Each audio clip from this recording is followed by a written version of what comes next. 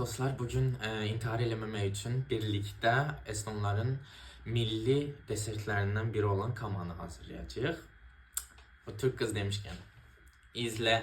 Deməli, kamanı hazırlamaq üçün bizə əlbəttə ki, kama lazımdır. Kama nədir? Estonların un növlərindən biridir, hansı ki, fərqli buğda növlərindən hazırlanır. Amma bu un növü şirniyyat bişirmək üçün deyil. Daha çox desert hazırlamaq üçün istifadə olunur. Bundan əlavə bizə lazımdır ya kefir, ya buttermilk, Azərbaycanda necə olacaq bilmirəm.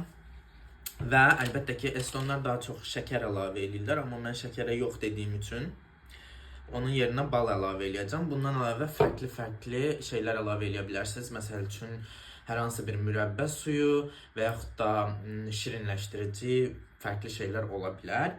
Və əlbəttə ki, protein tozu. Çünki bu fit bədəni saxlamağın başqa yolu yoxdur.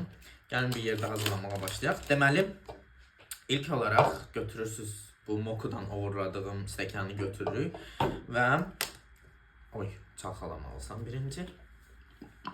Kefiri əlavə edirik. Deməli, kefiri təxminən 1 stəkan qədər əlavə edirik. Bu adi qaşıqla, qaşıqla belə stolumuzun üstünə tökə-tökə çox pis açmışam həqiqətən. 3 qaşıq əlavə edirik. Bu 4 də ola bilər.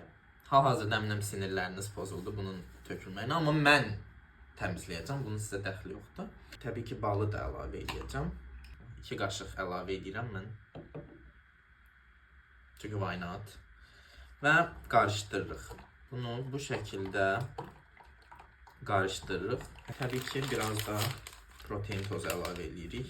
Bu arada ümid edirəm bu videoda heç bir səhv eləməmişəm, çünki bunu bir də eləməyə halım yoxdur.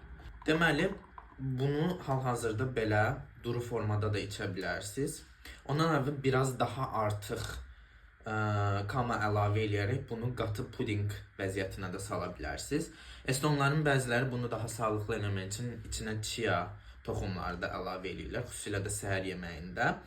Sırf video xətrinə demirəm, amma ciddən yəni çox yaxşıdır. Bugünlük bu qədər. Ümid edirəm ilk videomu bəyənərsiniz və növbəti videolarda daha normal bir şey hazırlayarım.